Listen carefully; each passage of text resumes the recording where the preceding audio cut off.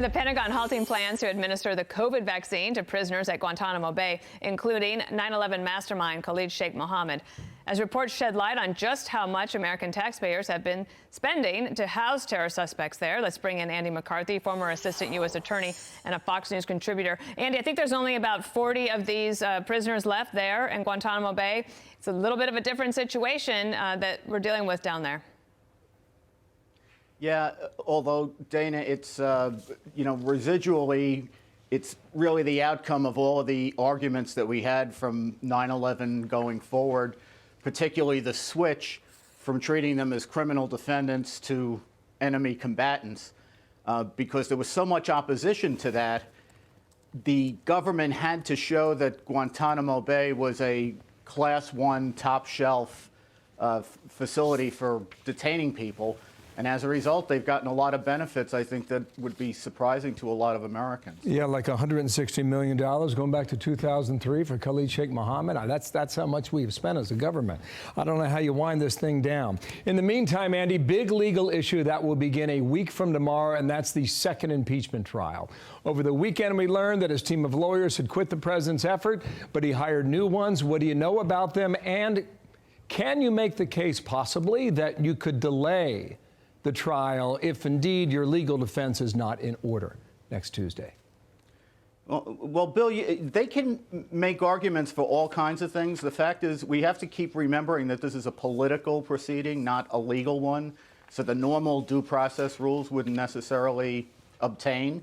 I think what you're seeing is the president has replaced a team that appears to have been more along the lines of a traditional legal team that wanted to put their head down and proceed with the case. He wants a little bit more of a public defense because it's a political proceeding. It looks like he also wants to go into the what he says is the stolen election, which the first legal team was reluctant to do.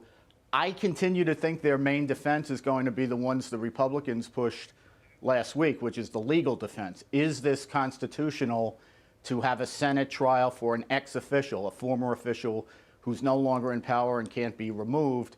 I think that's more comfortable ground for both the lawyers and Senate Republicans to try to defend than to try to defend the facts and the conduct.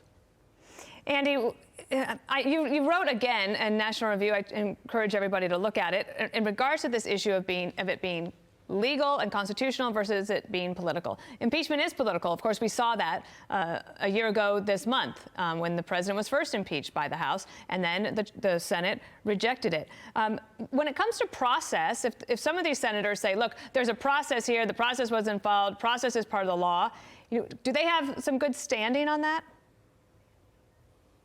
I mean, they certainly have standing, Dana, to make the argument.